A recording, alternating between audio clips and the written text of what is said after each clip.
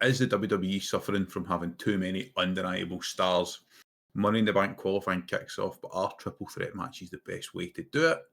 Can Julia be the woman to resurrect the US women's title scene in Smackdown? And also find out why this podcast was banned in Russia. All this and more in the Golden Shovel podcast, your weekly recap of all things WWE storytelling. Let's get into it. Welcome back to this week's episode of the Golden Shovel podcast. This is episode 6, and this is brought to you by the team here at the Nerd Fandemic. This is the podcast which recaps Raw, SmackDown, NXT every Tuesday night, ready for your viewing pleasure on a Wednesday evening.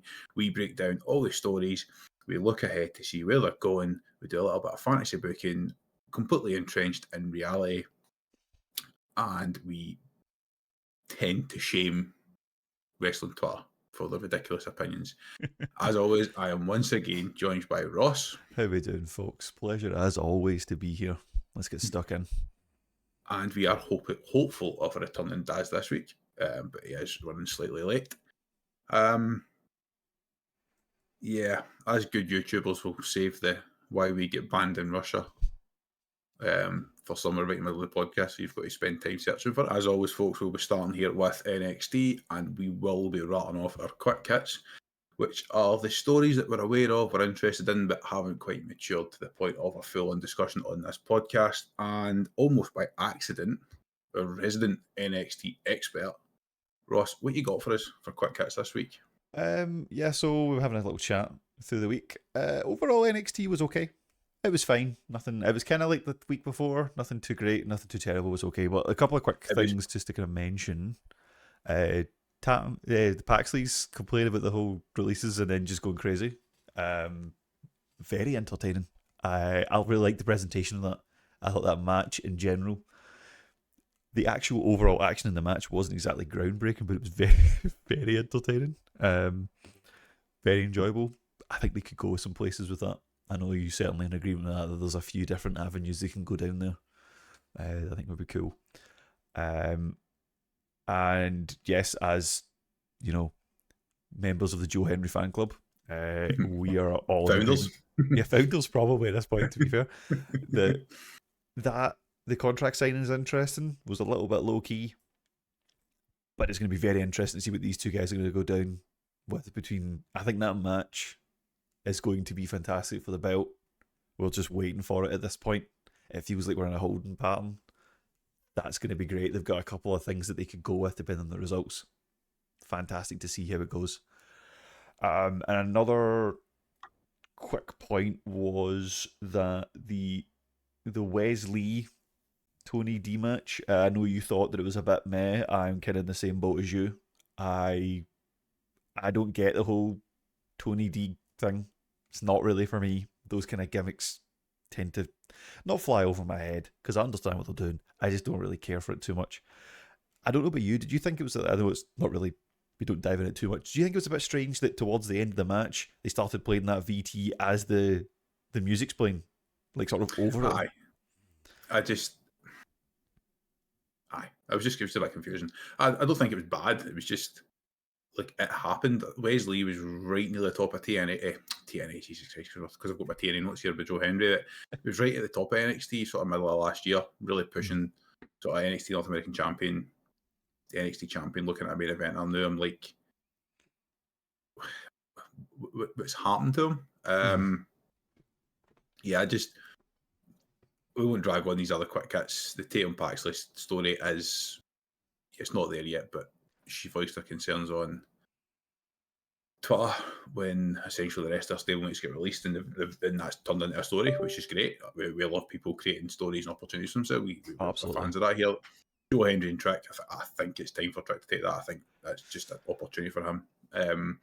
Wesley and Tony D, it's as if they've done this whole breakup of the family and then not really had a plan.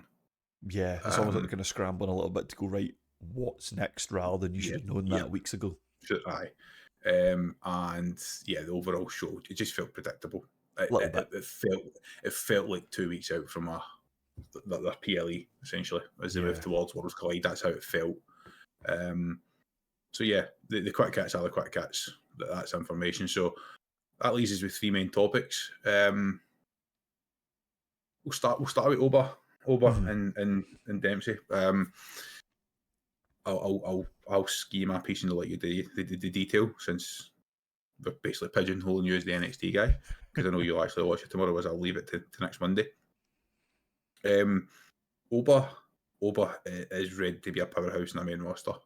He's just ready. It's how he puts somebody over on the way to NXT and how they get that right. My gut feeling says that we might see Braun Strowman in a few months in the main roster for a couple of weeks, just to, that seems to be Braun's role. Even though he's been released, it has been mooted that he'll be available for short-term storylines. He got Bronson Reed over, he got Jacob Fatu over. I imagine he's going to put Oba over as well, and I'm fine with that. I think Braun can go week in, week out, so Oba's ready for a main roster. I still think I'd like to see him with a manager. Not sure who that is. Possibly a female manager. Only because I look at the main roster, like, who are the managers in the main roster? Well, Paul Heyman in it, and then before that, I'm thinking MVP with the Hurt Business. Will they Hurt Business? Aye. So I'm like, yeah, maybe it's time to see like a proper old school female manager alongside them. I don't know who that is. Maybe we'll think about that for next week, but I'd like to see that. Charlie Dempsey, very impressed with him. You know, Yeah. I've been on at the IWC for the last few weeks saying that just because you lose matches isn't a bad thing. You can get over by having good wrestling matches. Yes. Mostly talking about Julia and Roxanne Perez and the sort of tag team working with Rhea Ripley and Sky, but I just look at that and say, right, Charlie Dempsey, that's fine. Back to the mid card, work his way up. North American champion maybe later in the year, early next year. That's probably. A good possibility, yeah. That's a good possibility. So that's what I have out of that match. Yeah, that's the 3 segments. Very much in agreement with you. I thought that it was actually to the point for probably the first half of the match that Oba actually didn't look as strong as Dempsey. I think the way that they booked the match was very, very good for that. Like, the way that it's all Dempsey at the start, and then Oba starts to come into it, and then, like, in particular, I think it was towards the end, he has like it's a submission into the move towards the end. Like, that was the guy's good, man. I think, like you, I think he's going places, and I think Dempsey comes out of that smelling rosy. Like, I think it was a very, very good match, and that's something that NXT, and with some of the NXT talents coming up, so you could probably spread this out to the E in general, is doing quite well with some of these people as they come in, that they are able to make them eat pins but not be impacted too much. And I think in terms of a medium and long term planning, that can only be a good thing.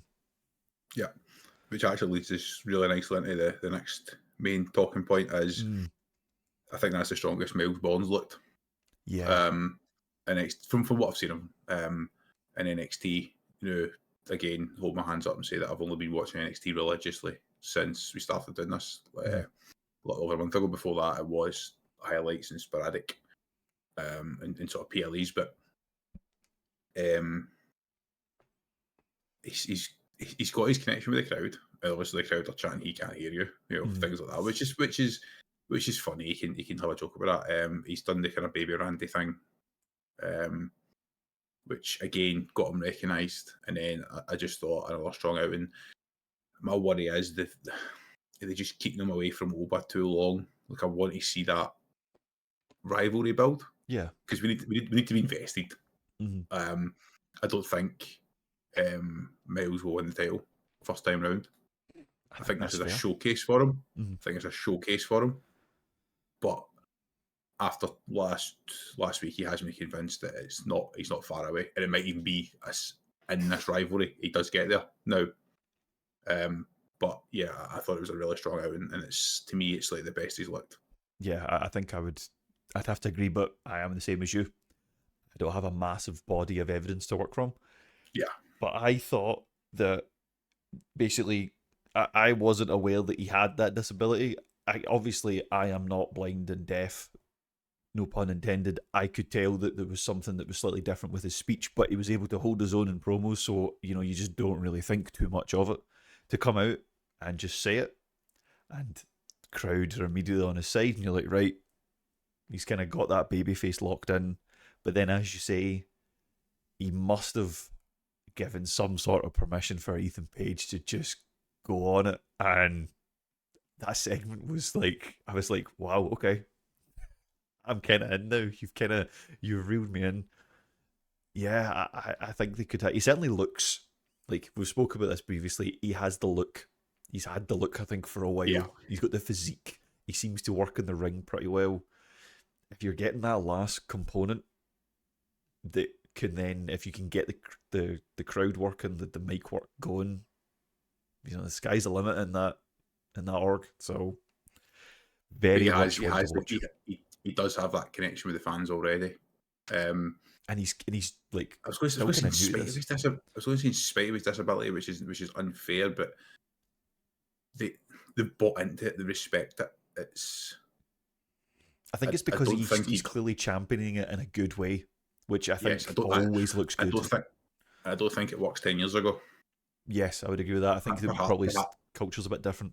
I think you're right. Culture, leadership, other aspects. So, yeah, all in on Miles Bourne as a contender.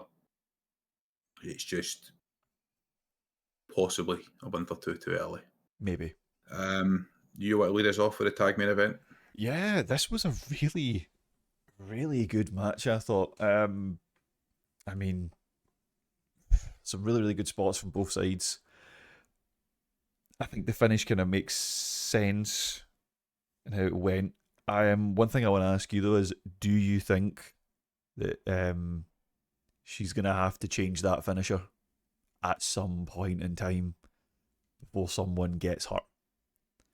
Because I've noticed this once or twice now, that it does look good. It looks sensational because she's got the ability to do it, but you are very much hoping that your opponent gets their neck in time, otherwise you're going to break something. And it's even when I watched it, I was like, oh, I had a little wince, which is a good thing in a sense, but I was a little concerned. So I watched NXT mostly between 6 and 7 yesterday morning. Mm-hmm. And now that you said that, I can't remember the finish. It's just purely her finisher in general, really. Jordan. I'm guessing Jordan Grace dropped somebody in the head. It's not like she drops her on her head. It's their finisher in general, where you're essentially hoping that someone doesn't get dropped on their head. That's my only gripe. Is it the Death Valley Driver? It's a relatively clean move. I don't know. I like it, and I want to see Jordan Grace picking people up over her head. That's the thing. I'm so conflicted because it looks fantastic. It does, and she's got the ability and the technical skill, and she seems like one that might not be long for NXT either. Great match. Really liking the fact that across certainly both SmackDown and NXT, the women are consistently main eventing. Yeah, I was going to say that. It's unheard of 10 years ago. Unheard of. Obviously, I've joked a couple of times tonight that you've became a resident NXT expert by chance, but yes. I feel as though I've become the resident women's division expert because I've thoroughly enjoyed, and I just keep nominating myself to lead on the women's stuff because quite rightly, I'm determined to back them. I'm determined to back the booking. Like Roxanne Perez, we all roughly knew who she was, but whether it doesn't matter. She's lost the last couple of weeks. The fact is, we're all now aware of her. We're all accepting her as a main roster talent and as a potential winner. Like she lost those matches. She 8 pins against Rhea and Io Sky, but we're all saying that she'd be great with the briefcase next month. Like you can't have any say that's week booking. We're jumping way ahead to Raw here, but I have been thoroughly enjoying. These things are all starting to feed into each other a little bit, which is really exciting. I have been thoroughly enjoying the women's stuff since Mania, and since before Mania, because I was invested in the Charlotte Tiffy stuff, even though it didn't really pan out. So with that being said, that is our NXT roundup. Ultimately, fine, predictable, but a couple of talents separating themselves from the pack. A couple of people that are not long for NXT world. It goes back to what I said about this logjam, and I've alluded to it in the new pre-intro. Either there's almost too many people that are undeniable. Yes, I think where they go, and just wait to talk about that main event segment from last night's Raw. That is NXT. Yep, meh, fine, predictable. That is what it is. Ladies and gentlemen, early in schedule tonight, because I promise after we do SmackDown, we will tell you the Russia story. We will. It's not that interesting, but this is the part of the podcast where I have to plug all the socials, which should be permanently down here somewhere now. Yes, down in this bottom corner. I don't point it the wrong way because I know I'm reversed on Discord, but I'm not reversed when we do the recording on OBS. I actually might just start moving it just to really screw with you. He says that as if it's not been happening for the last 6 weeks. So, yeah, get involved in the conversation everywhere. We will reply to and read every comment, and we'd love to hear some feedback and comments. Would you guys be interested in seeing us run this live on a Tuesday night? Bear in mind that we start recording this any time between 9 and 10, depending on everybody's availability. So we couldn't guarantee a consistent start time, but we are basically recording this live with minimal editing and then sticking it on a Wednesday anyway. So if you want us to go live, if there's any interest, let us know. We'll do that. So at the Nerd Pandemic and all the usual places, please get involved. SmackDown. I'll kick us off on SmackDown. For those watching, again, but behind the scenes, this podcast does take us the full week to put together. And usually on the Monday, I start sending out the script and the divvying up bits and saying, this is how I have NXT, this is how I have SmackDown, this is how I have Raw. And I've basically nominated myself to take Raw every week because I don't want to force the guys to have to watch Steelers or Raw at some point on Tuesday, which is why I've not nominated myself. But I'll pick up SmackDown since Daz isn't obviously turning up. I'll leave the quick hits for now, and we'll get them kind of halfway through. I think the two places to talk about to start with before we think about any quick hits are really enjoyed the opening segment. Really enjoyed the tease between Solo and Jacob. I think that's maybe coming earlier than we thought. That was what I took from that at least the build is, yeah. Because I think we were thinking SummerSlam. Yeah, I thought they were kind of going to go back and forth on this and like maybe tease it one week, ignore it next. It seems like something's changed, and it's like whiplash almost in a nice way. It's going to kick off at Money in the Bank. The match may be SummerSlam, but I think it kicks off at Money in the Bank. I think it's the right thing to do. I think Solo's played second fiddle to Jacob for too long. He's got JC Mateo now. The repackaged Jeff Cobb. He can be the muscle. He's a bit more. He's not as talented as Jacob Fatu, at least coming in, isn't, in my opinion, and less heralded. That's my opinion. Might be as talented, but he's less heralded is probably the right term. So yeah, he can play the muscle role really well. Much more believable than Tama Tonga and Tonga Loa in that role. But Solo played that comedic role in that opening segment quite well. I'm not going to talk about the JC match, we'll leave that later on, but I was like, we've been worried that he's been lost for a few weeks. Obviously, he hasn't lost, but I enjoyed the segment. But even if that does lead to a match, I just can only see it ending one way. Yeah, it feels like we might know the outcome before it's happened, but it'll be very interesting to see, if they execute it the way we think, but if they take a slight shift, that could be even more exciting. I'm really interested to see, and I don't think I was as invested until Friday, and I think that's what's made me kind of sit up in my seat a little bit and go, okay, I'd like to see a little more, please. Yeah, we were just waiting for the inevitable match and Jacob winning. I think the addition of JC Mateo and the potential returns of Tama Tonga and Tonga Loa, although there has been rumours that Tonga Loa might be not long for the bloodline.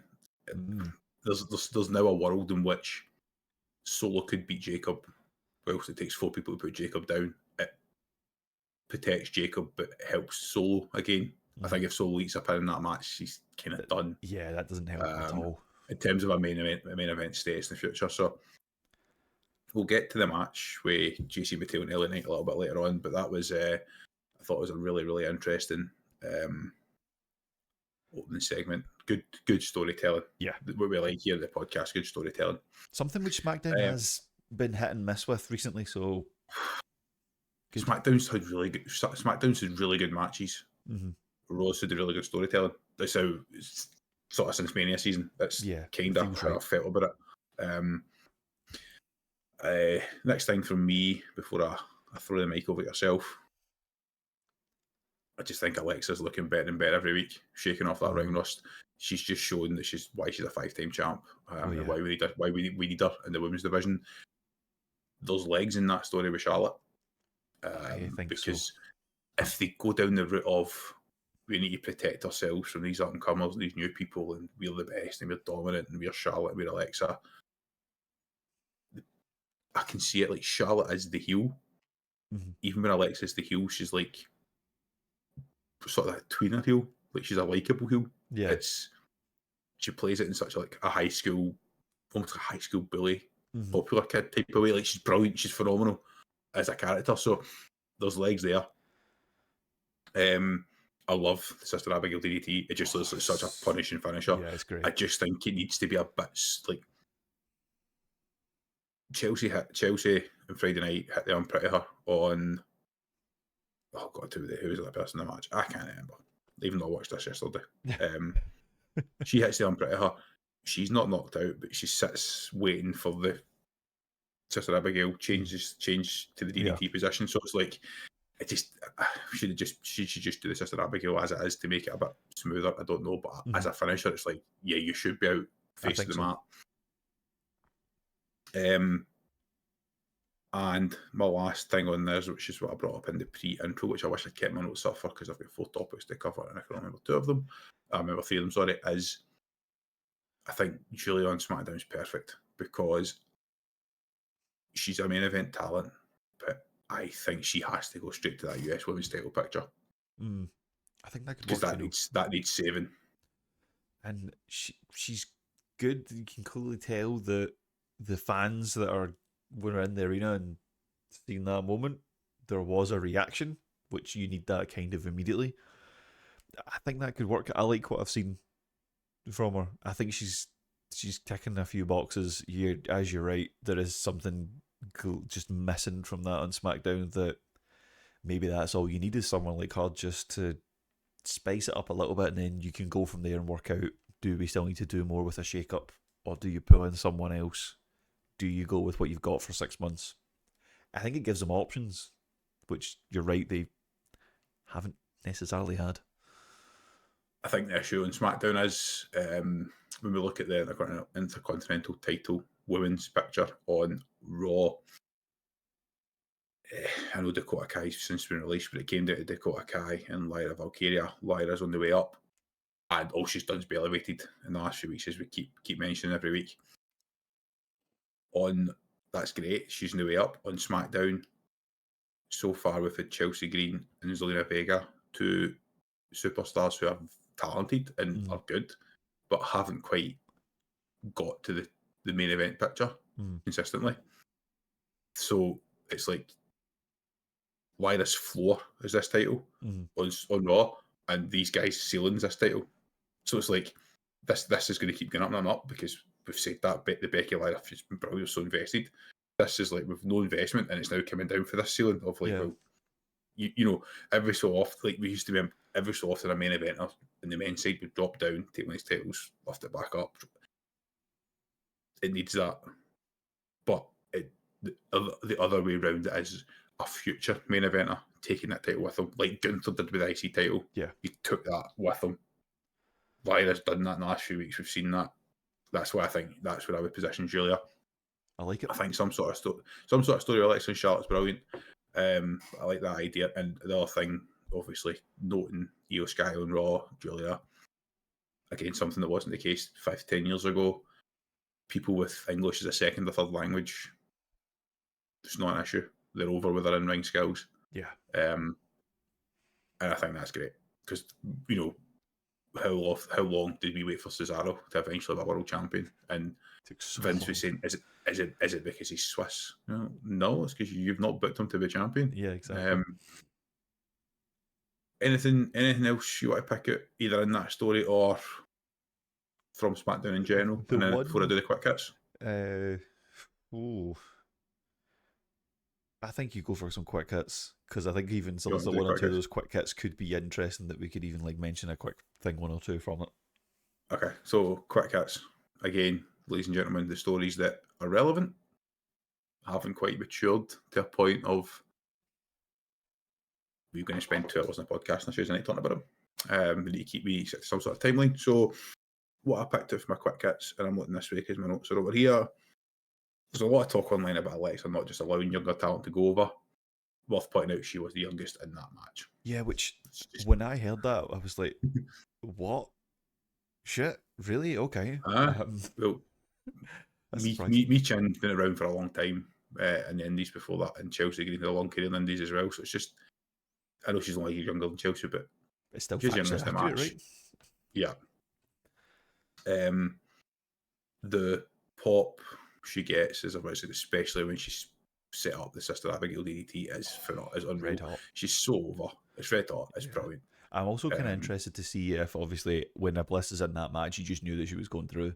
I do wonder if there maybe be like a late qualifier and Chelsea Green sneaks in there, because I think that she came out that match looking pretty strong as well. I think that we want to see that, even if she doesn't go and win it or anything. I don't think she necessarily needs to, but Chelsea Green's the type of person that could hold that briefcase, not win the cash in, and it doesn't hurt her, because the way she can create a character around that would be it could be perfect. Weeks and months of promos if he's continuing on the admittedly very funny stuff that she's doing right now. Security around the briefcase and all that kind of stuff. So Chelsea's somebody that I could see. Chelsea was somebody we're probably calling for a year or two ago to win that briefcase, but probably worked out better for her with the US title. The R-Truth stuff, it's good fun, but I think, and I'm leaving it in quick hits, it should be one and done with Cena. I think so. I would think so. We'll get to more detail on it in Raw, but Saturday Night Main Event is just a basically pointless house show with fucking cameras. It's not advancing anything for us. I don't even know if it's something that's necessarily worth a very small prediction episode, because there's only really one match that's worth speaking about, but I guess we can get to that the week before it. It's basically, it's this Saturday. Is it that quick? I don't know why I thought it was next weekend. Wow. Because it's pointless. It's not good looking. It's this Saturday. No, it's this Saturday. No interest. There's a prediction for you. I'm not watching it live. That's my prediction. I think that's fair. Charles Robinson being half asleep during the match and missing a pin. I've watched this 3 or 4 times. I don't understand, because see if it's a segment, see if it's a bit A+, A tier acting. It can't be. It surely can't be. Is it a bit to slowly weed him out of... Spoiler alert, ladies and gentlemen, when we eventually do our Hall of Fame prediction, I am firmly number one person to say Charles Robinson should be the Hall of Fame next year. He's thinking about the great wrestling moments. He's there. He's the greatest in-ring official of all time. Mike Hughes would be number 2 for me, and I know Mike Hughes did a lot of involvement in some of the things growing up, but I just see Charles Robinson, I think, referee. I think we're kind of all in agreement on that on the pod. He should be the first referee in the Hall of Fame. He should go in next year. The meme of him running that ramp at WrestleMania and the referees volunteering him to do it because he's the only person that could do it without pulling a hammy or running out of breath is like so funny, man. It's goat tier shit, isn't it? So Charles Robinson, okay, it's a mistake, man, but the guy should be in the Hall of Fame. Has Ray Phoenix actually looked strong at all during his run? Especially if you compare him to Penta? They don't compare, I think, which I think that answers your question.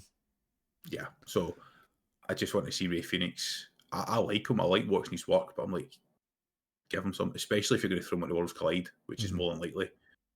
He's going to look weak. So do something with him. The next point in the quick kits is again taking a shot at the people on Twitter. I'll hold my hand up and say I've been wrong. Melo has been looking strong. He looked good against Aleister Black. He is getting over again by having good wrestling matches. That's what he did with Andrade last year. That's what he's done with Aleister Black. I just hope it leads somewhere. And my final quick hit is same old Shinsuke. I don't give a fuck. I will fully admit I just saw it and skipped over the segment. Yeah, I skipped it. I skipped it. It was fine before, wasn't it? I liked him back today. Loved the music, loved the violin, loved the ring work. Again, I'm not caring that English isn't his first language. I just liked his work. Didn't pull the trigger on him at WrestleMania after he won the Rumble. Yeah, should have He done. came back last year. They gave him a US title run and he fucking bombed. And I'm not saying it's his fault. I'm not saying whose fault it is. It's just that was the result. If that was the output, it's not worked, and I don't care. Let him go back to Japan. Just let him go do what he wants to do. It's just done. It's been tried. It's no harm. It's no worked. It's fine, Yeah, and that's okay. It's the sunken cost fallacy. Yeah, exactly. Some point you got to learn to just cut your losses. Just accept that it's not there. So that's the quick hits for SmackDown this week. But a lot of interesting stories in there. Just can't just need some time. If anything, we're lucky Cena wasn't on. Yes, this week because it saved us 20 minutes. So we'll jump back to the main stuff, and I have done it all in order of the show. I'm going to pull more things towards quick hits that we'll keep short, and then we'll do the tag team division and the main event last. So talking about Saturday night's main event, Drew versus Priest will be a good match. The steel cage gives it depth and layers. But I think it's just time to move on. Yeah, I think so too. I don't quite know how they're going to finish it, who goes over, yada yada. I'm sure it'll be great. I'm sure it'll be a good match. I don't know what's in store for them next, but yeah, I think I'm in the same boat. I'm just ready just to see what's next for them. And it's almost a shame because they're putting on banger matches with each other. Yeah, which I think's helping. I think that's about the only thing that's keeping me going with it. They're working together so well. The street fight at Mania was we said at the time that was the perfect decision to book a street fight. Just let them beat the shit out of each other. But they're both world champion material. Like I was like, oh, Priest has lost the title. What's going to happen now? Is he still? And he's like, again, put him in that undeniable. He's so good. I've seen a lot of comments even from non-homers like us on Twitter saying that, like, literally, is Drew McIntyre the best professional wrestler in the world? And you're like, if he's not the best, he's in the top three, and the other two for me is Rollins and Reigns. I'm invested when he's on the mic. I'm invested when he's in the ring. The Claymore's just like such a killer finisher out of nowhere. Again, to me, he's undeniable. He should be world champion again soon. So hopefully soon. That is there, and we're going to get to this when we talk about the Raw main event, because that's where I've penciled in my head that talking about this undeniable thing, this segment, because it'll make sense when we get there, but I'm sure anybody listening or watching will know why we're saving that to then. So yeah, Ross, tag team. The question I'm going to ask for you is two questions. Has anyone ever debuted on the main roster as strongly as Fraxium? But how do they top TLC from last month? Good questions. Number one, certainly from my experience, you're really going to struggle to find too many. I know that obviously when the closest I can think of in memory, and it's not even really the same thing because it was a faction rather than a duo, is probably all that hype and hysteria around Shield. But realistically, in terms of a duo in the ring, I can't really think of any. But even with the Shield, they debuted as sort of CM Punk's hired muscle and were slowly worked into television. These guys have turned up on SmackDown and went 4-0 exactly against the three best tag teams on SmackDown that had an absolute banger, greatest of all time level TLC match a few weeks ago. It's a really interesting way of booking it, isn't it? Like not having them in effect work through jobbers, all that kind of stuff. It's just right, yeah, just let them come in and beat everyone when they're not necessarily the guys that look like you could expect that if they were like, I don't know, if you had Braun Breaker and a clone of Braun Breaker on the same team, you go, right, yeah, fair enough.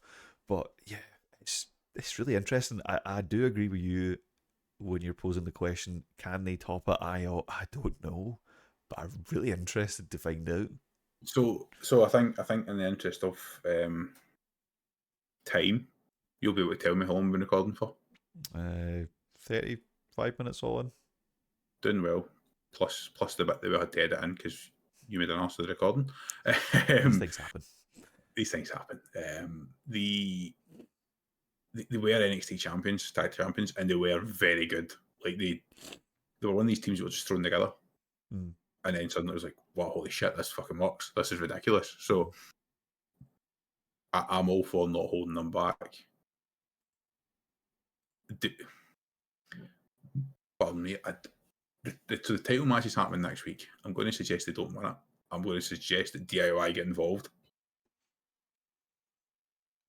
Can we just run it back at Money in the Bank and put the four of them in a TLC match? And just have the same match with one team? I would watch it. I'd probably really enjoy it. So, yeah. Aye. Make it and happen. that way, because it's TLC, everyone's protected. Yeah. That is it too soon to do that again? Maybe. Are people going to watch it? Yes. There's going to be the Money Bank. Therefore, the answer is no. It's not too early. The answer is it's not too early, but they'll probably do it in Smackdown after it. Well, maybe. Here comes, I think, my first nominee for this week's Golden Shovel. Interesting. Ladies and gentlemen, the Golden Shovel is the eponymous, prestigious award associated with this podcast.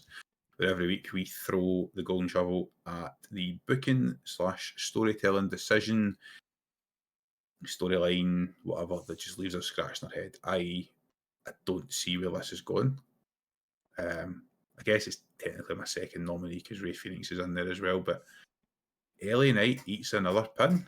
I wrote down the same in my notes, so that maybe gives a lot of credence to Shovel. I don't. He can live with it. Oh yeah, he can live with it, but there's gonna be a point where he can't.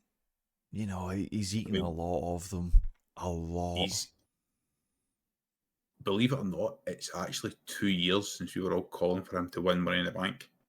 Yeah, and I think that was when I was last invested. That was Money in the Bank London. Mm-hmm. So we were watching it at a normal time, and we were like, he was so over then, he's still so over. He's one of these guys that's almost undeniable that he should be world champion. And it's almost like, though, because he's so over, that's the issue. Is there such a thing as being too over? Because it feels like that's the camp he's in. It's like, well, he doesn't need a belt because look at him, he's doing well, crowd love him, merch sells well. What's the point? Give it to someone else. The match was good, as much as I still find the idea of, you know, rebranding Cobb as Mateo, even though you called him Cobb in the first time he appeared. I find that bizarre, but there's gonna come a point where he has to go on a run. At some point, he has to go on a run, and yeah, I'm concerned that he might eventually lose momentum, and then that's just him done. Yeah, he's over. He's undeniable. Again, I'm using the term undeniable as he needs to go to the next level, but he's done the work. It's not like he's getting this. There's not a nepotism type thing here. This is like a guy's doing it properly. The guys. That's what I could not believe it, and I was like, that makes so much sense because obviously we went down to Dumfries for that pay-per-view. Wow, that was a while ago. That's what I'm saying. I was like, hold on a minute, it wasn't last year; it was 2 years ago. So he shouldn't be that over for 2.5 years and not. It's unfair almost to him. And to see him eating 3 pins in a row is like, okay, he's putting over the new guy, but I don't know if I totally agree with that. I'd rather have seen him get beaten up, but a DQ finish for Solo and Jacob get involved. So it probably won't win the Golden Shovel because I'm interested to see if it continues because a losing streak's not a bad thing if it changes the character and elevates you and takes you to the next level and takes you down a different path. But we're also in the shop and we are staring at the shovels and we're thinking, do we have to go and take it off the shelf, or is it going to stay there? Aye, it's interesting. Main event time, Ross. Have you had your head turned? Because we told you 3 weeks ago that Nia Jax was fucking brilliant, and you refused to believe it. And that, I'm left thinking, and I'll ask you the question. why did Tiffy and Charlotte not work? But why was that so good on Friday night? Beyond Nia getting busted open, why was that so good? I think there's this kind of... It's almost like it's something you can't describe. It just felt like it did. And I know that's like a totally shit answer. It's total nonsense, but it just did. I'm not at the point, because I'm a stubborn man, to hold my hands up yet. But I'm stretching them a little bit, because it was fantastic. And that's before the jail spot, which really, I don't think that's what they planned, but it was absolutely amazing. Superb. I can't remember the last time I've seen that. That was fantastic. Even the kind of annihilator that's supposed to look slightly botched almost helped, because it looked like Tiffy should have been the wind knocked out and should have been done. Yeah. She grabs the rope, shows the weakness of that as a finisher, but in a good way. I'm still aboard the Nia Jax train. Nia Jax should be champion. I think it'd be good for her. I think it'd be good for Tiffy to have to chase the title without Money in the Bank, or go to Raw, or move to the US title picture, or just do something else. I think Tiffy's rebounded from the Mania build-up. It didn't work with Charlotte. Yeah, I think we're all in agreement now. And I don't really know why. I'm not willing to blame any one of them. I know people criticised them getting personal, but they needed to try something to salvage that. I'm invested because of how Tiffy did win the title, and obviously they had a rematch, and Tiffy's done a really good run. I just think it's time to call it, move on. She'll be champ again, I think, within the next 12 months. I just think it's an obvious championship for them to book for a quick turnover, but it won't hurt anyone. Yeah. But it'll help the fans, because we're all fed up just only seeing titles change 4 times a year. Yeah, three times, because nothing's changed at the Rumble, I don't think, for a while. So we're only really seeing title changes 3 times a year, if we're lucky. So Nia's phenomenal. So believable in the ring. And I thoroughly enjoyed that match. I hope she's alright, because it did look nasty. I mean, it was immediately busted open. Like, there was no way that was a job. That was... And it was immediate. Like, immediate blood. So, yeah, I hope she's okay. As much as I've been a critic in the past, I don't exactly want people to be getting, out for months. Want to keep an eye on, though. I think I might be proven wrong soon. Aye. So that is Smackdown, done and dusted. Reasonable show. A little bit, again, the whole week was a bit, it was alright. I wasn't overly enamoured, apart from the how good Fraxima looking again. After the kind of the botch the week or 2 weeks before. Before we go into Raw, we woke up. We did wake up to an email the other day. We did. With a copyright claim / strike from the WWE / Fox. Now, the claim was for our old intro, which you'll notice we've tried something different this week.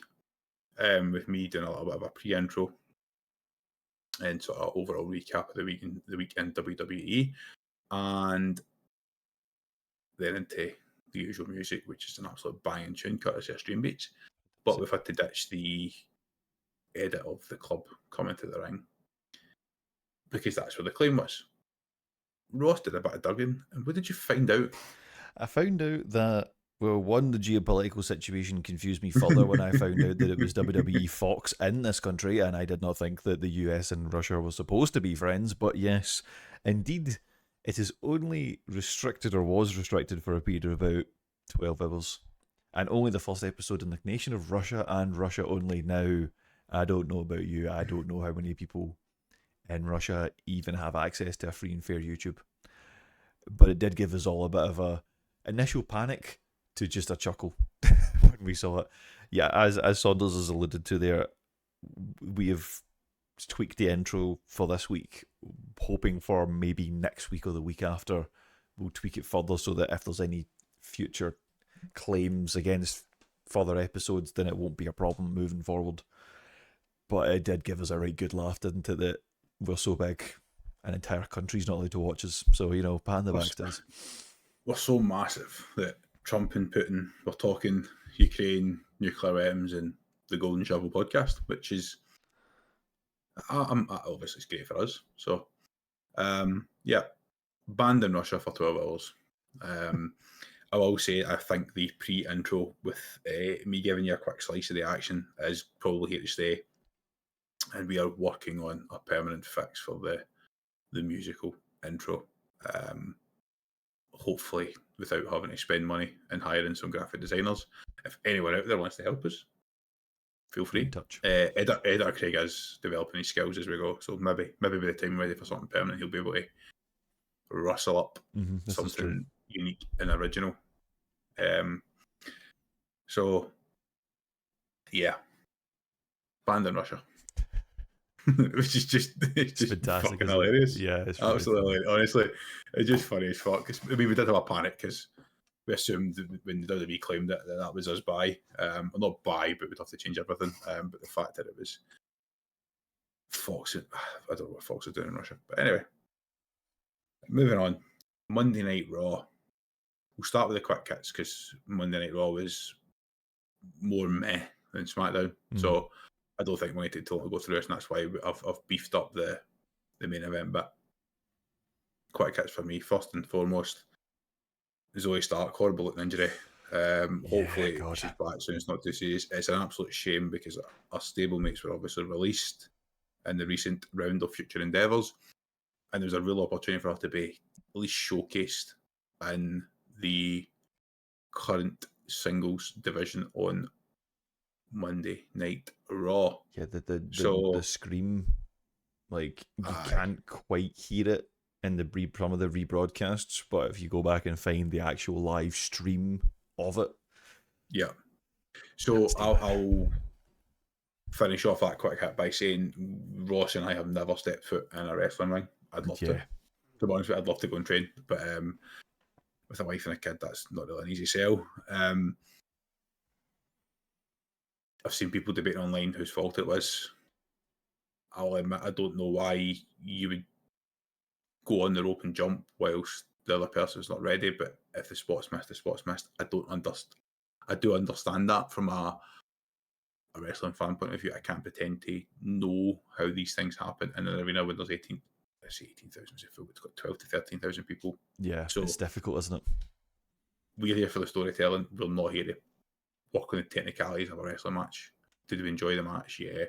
But not here to pin the blame on MD. It was a freak accident. It happens. From what I can read and understand, she's tried to salvage the move and protect Kairi Sane a little bit. Yeah. And unfortunately done it for herself. And the biggest risk here is that she recovers and finds herself at the door because obviously 2/3 of the stable she was involved in are gone. So, and I would be absolutely stunned if that ACL is intact.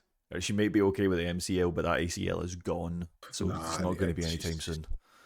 I mean, the fact that the doctor had to physically lift her and carry her to the back. So, reading some of the comments from the bystanders that were there, they didn't sound great. No, did not sound good at all. Sadly, it led to Kairi saying eating a pin. That's fine. It's Rhea. You can get away with that. It was Rhea's finish, so fair play to them for obviously rejigging the match and the finish. Because it did kind of get a bit. It was a little ropey after it, and totally understandably, like that's going to totally ruin momentum. You're going to be concerned about your fellow wrestler. But yeah, kudos to them. I think they actually. I mean, arguably, if it was me, should the referee have stopped the match completely, called for the belt, and then reset it as a one-on-one match? Potentially, maybe, but the call was made at the time, and that's fine. Might have even done that off air. I don't even know the way that they broadcasted. The referees get the comms in his ear anyway, so it should be fine. Which actually leads me lovely into my third point in the one of the things alluded to in the sort of the new pre-intro. I'm going to keep calling it pre-intro because it's the intro is the musical, but it's the pre-intro. When I said is triple threats the way to go, the triple threats on Monday night, and I guess as well on Friday. Aye, triple threat for qualifiers. There's an obvious pin eater in each match. Like Natalia was always eating the pin in the Roxanne Becky Natalia match. Zoe Stark was always eating the pin in that match.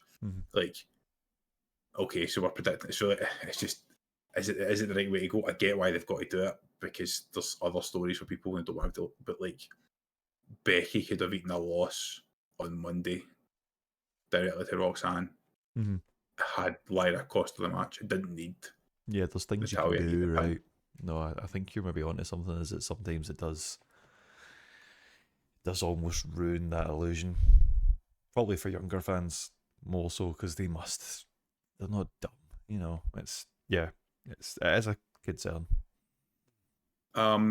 Still not a huge fan of Gunther just hanging about and being kept away from the proper main eventers. He ran through that whole Intercontinental title picture and then his whole World Championship run without really looking at people like Seth Rollins, Roman Reigns, apart from the champion v champion match with Cody last year. So it's like, yeah, like, and now he's just waiting to after Money in the Bank. I don't know. I just, if you look back at when Kaiser turned on Vinci get released, Kaiser's sitting in catering, and Gunther's just fucking about and fighting Pat McAfee. And arguing with Logan Paul, just don't ruin him. Yeah, it's one I think one we need to keep an eye on going into future weeks. It is worrying. It's another one that's sitting there ready for maybe not a golden show, maybe the golden show. It's getting there. A wee plant pot rather than a full-on burial, but it is concerning. And I already don't give a fuck about Rusev. I skipped that segment as well, so I think we're in agreement there. No, I just popped through it. I seen the bit with the bit to Max and I popped through his fucking promo. I don't care. Yeah. I just don't care. I'm sorry. Who cares? If it's going to have a reclamation project with Otis, great. But what use is to have him killing Tozawa next week on telly for MD. And one more thing that I'll slide, two more things we'll slide into quick hits forward to the main topics because there's still a lot of topics, but beefier ones. I'll try to, Lyra versus Becky's obviously not done, which I'm fine with. Yeah. I think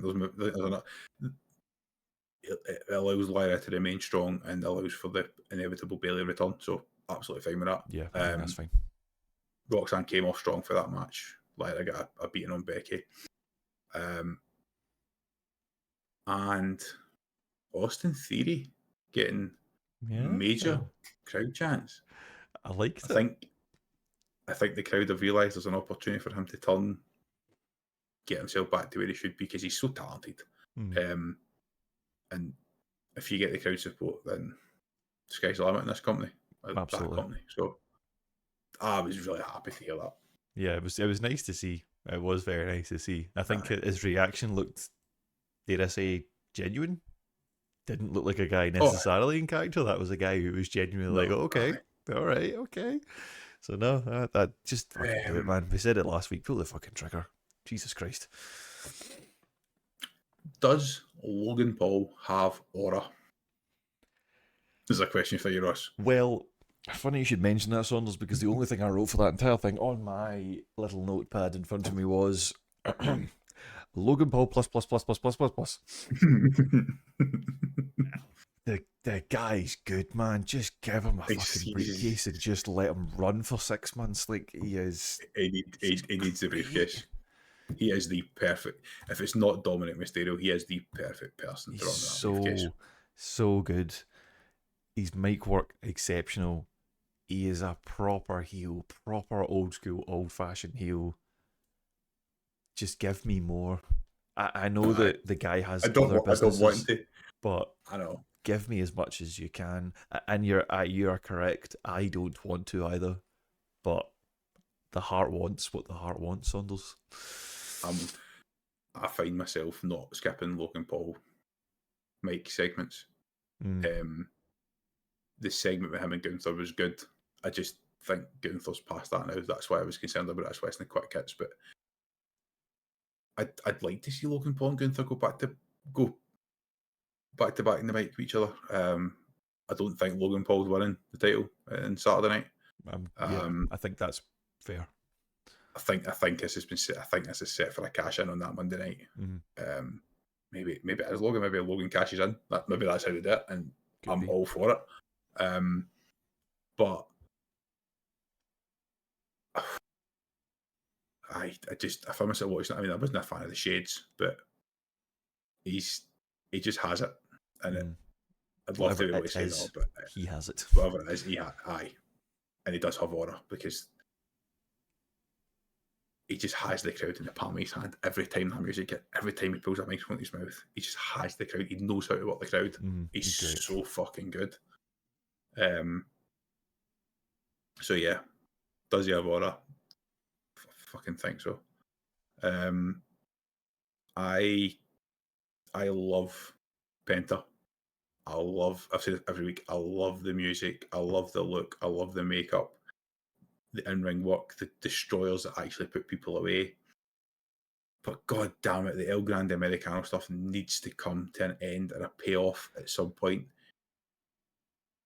For me, should that be an unmasking at Worlds Collide? I mean, because I personally feel like it's burying Chad Gable.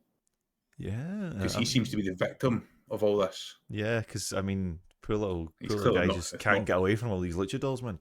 I think that with some of the hints and stuff I've had in commentary, but they keep on hamming it up, I could see that. I think that works, but I also enjoy it because I am a big child. But you're right. I think it's the perfect time to bring that chapter to an end before it goes the other way, and I do get bored. I don't dislike that bit of booking. I think that's a good bit of fantasy booking, personally. Because I think Penta's, he can gain, I don't want to say aura, but the crowd are bought in on him as a package, as a presentation. I already am thinking about doing this podcast at Halloween dressed as fucking Penta, face paint and all, because I just think it'd be fucking class. And I love the music. I love the addition of Adam Jones's guitar riff. I said this last week, but he was booked as a world champion superstar, and it's just not since Mania. And for anybody that is listening to this while they're driving, that was me doing a downward trajectory with my hand whilst doing right. I love the guy. I think he's fucking class. I think he's phenomenal, and he's clearly going to go to Worlds Collide rather than Money in the Bank. I think, which is a shame because I think in Money in the Bank he would thrive, but he is the biggest superstar right now, luchador, apart from Mysterio. But Mysterio was different side of his career. So yeah, I can see where my golden shovel's going this week.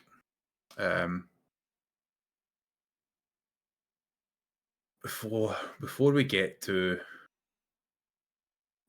my big talking point of the night, and I kind of think I need to remember what my points were earlier. Why we were banned in Russia, done the Nia Jax thing, done the Julia bit. So I think I've covered my topics for the pre-intro, apart from one which is coming.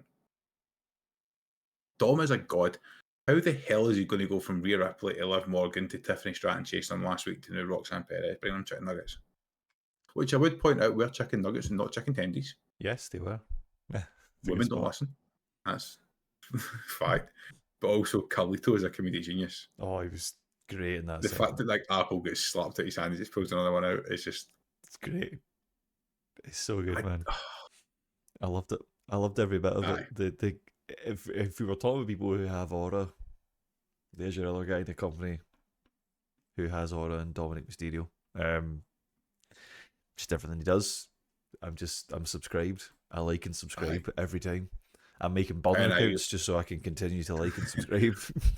I will reiterate once again. I will reiterate my point that I've made for day one. People have said to buy in. We bought in Dominic Mysterio. We watched him frog splash Brock Lesnar years ago. He just knew he was going to go to the top.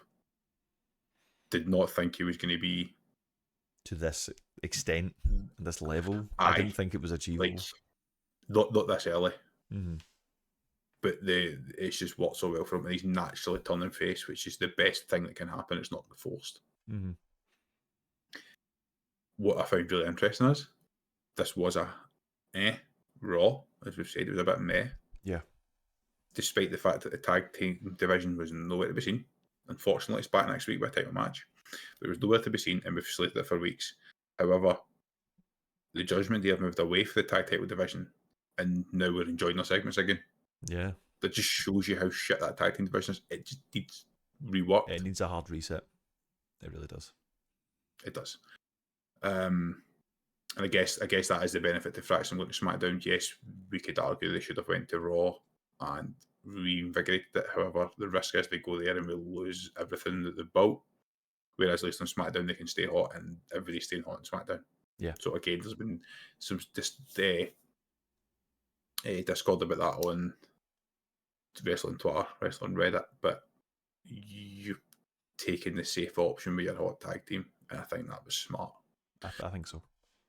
So we're in the main event picture now, and the main event itself was irrelevant.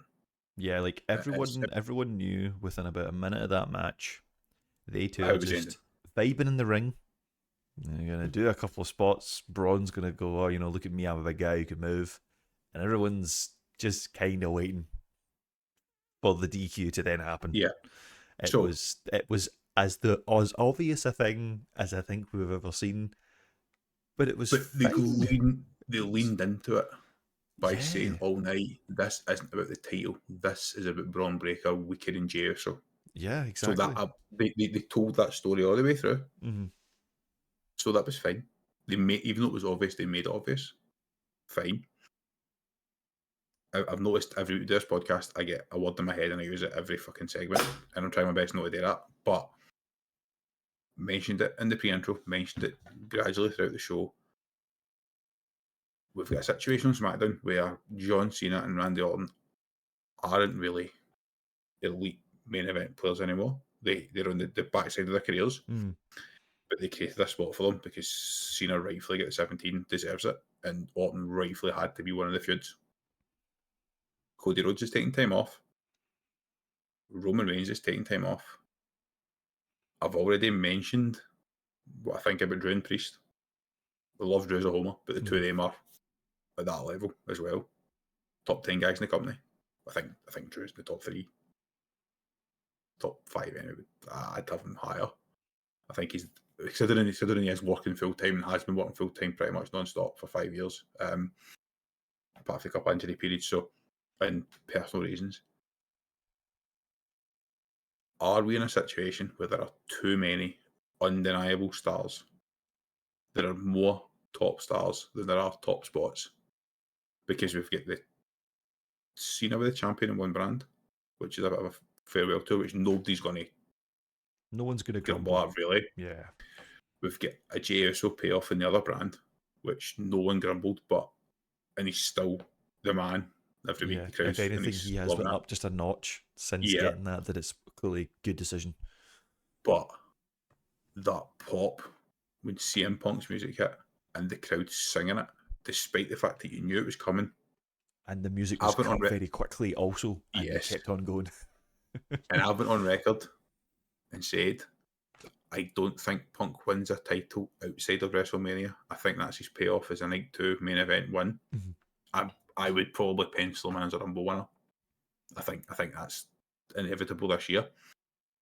So that's the question. Is there just too many undeniable stars? And is it causing a problem?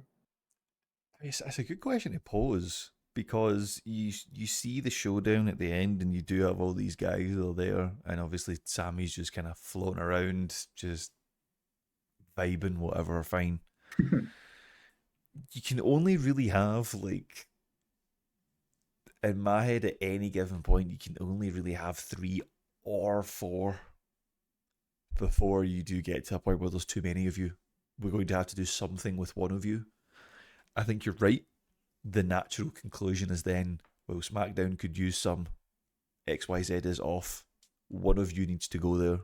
Obviously, the concern would be, well, Punk is then going to feud with Cena, but you don't just pull the trigger on that next week. That's a few weeks and months down the line, and that will be a 6-week, 8-week thing, and we'll all love it when it comes. So who do you move? How do you do it?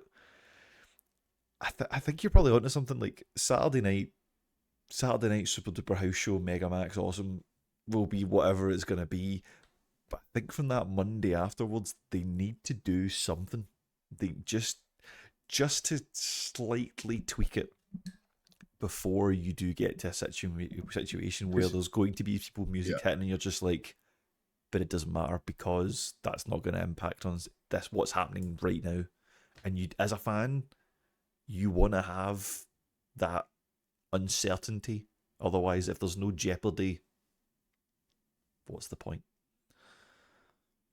Because I was thinking to myself, like, I'm not even including somebody like Logan Paul in this conversation, but he's there as well, in that we all think he should be a world champion at some point, even for a month or two. But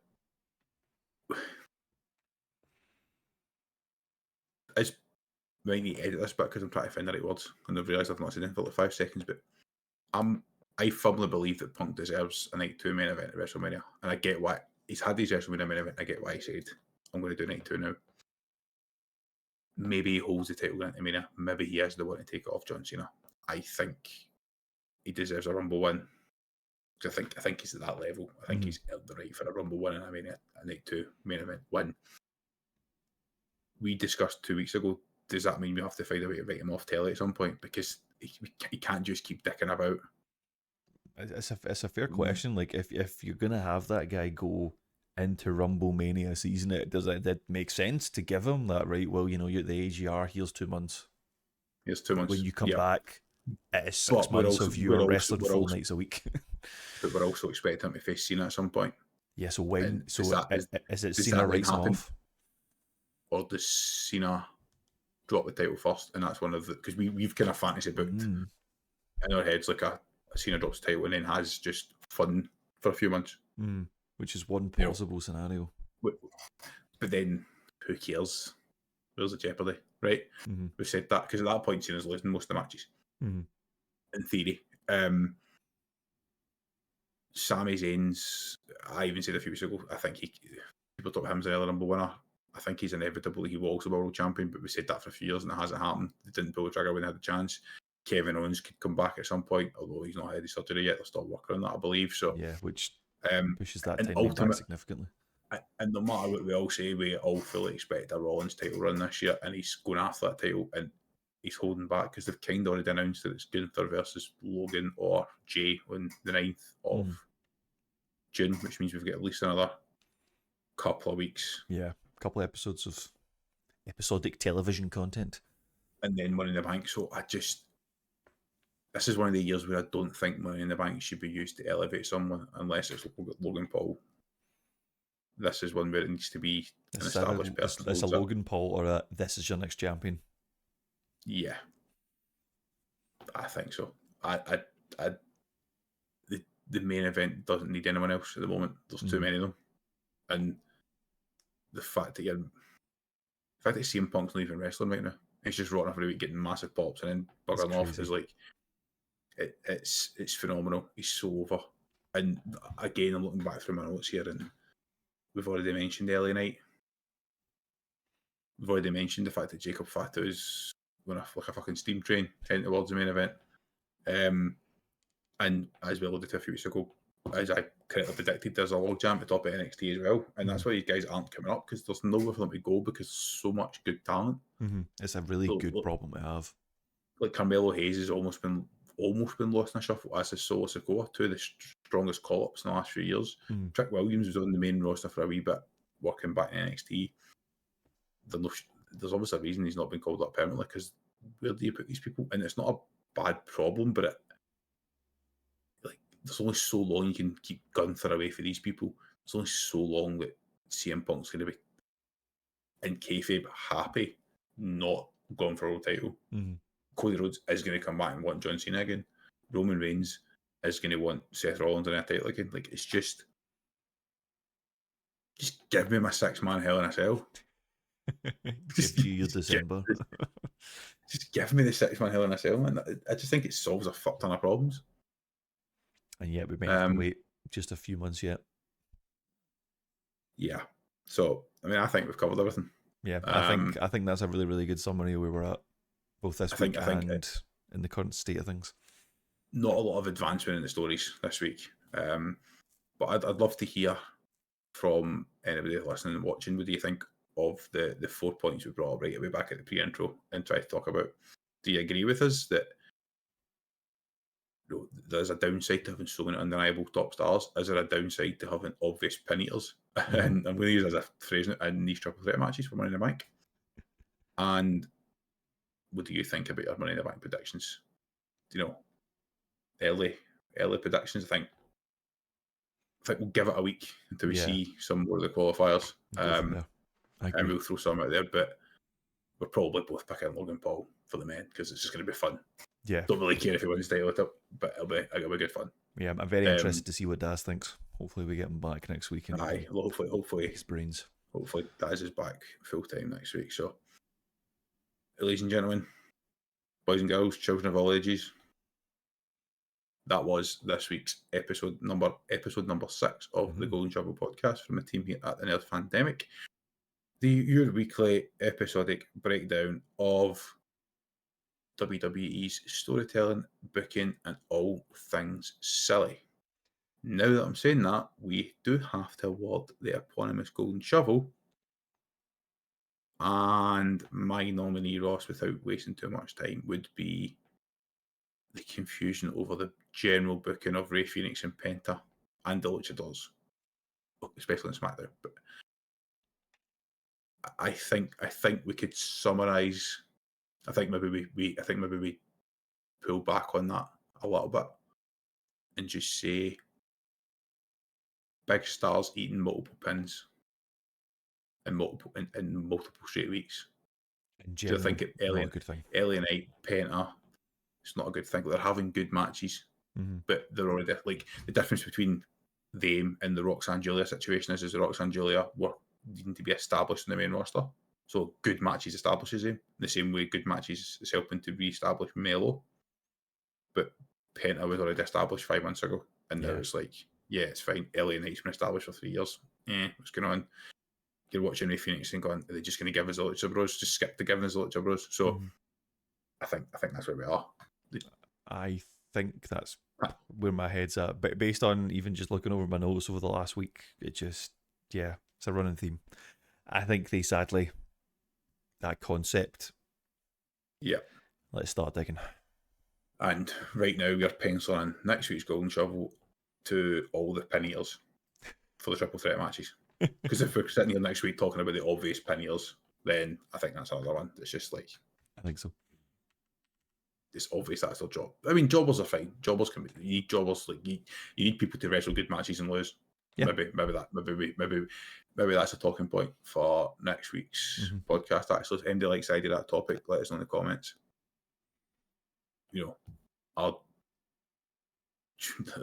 What's your thoughts on known jobbers? Is it a bad thing? Exactly. Or is it necessary? Is it necessary for other talents? So thank you very much, everyone, for watching, joining, listening, whatever you need to do. Let us know if you'd be interested in this podcast being live on Tuesday night UK time. It will be late, but we have interest in doing it moving forward. Let us know if you're interested in audio version as well. If you'd rather listen to this in audio and not watch our faces, I won't take it as an insult, promise. But send us £80 so we can pay for an RSS feed because we're trying to balance what we spend money on at the moment. So, once again, signing off this week's podcast, Roscoe. I enjoyed that. As always, I mean, who doesn't love talking about the goings on in the E, right? Yeah, just a shame that this weekend's Saturday night's main event and we have to talk about it next week.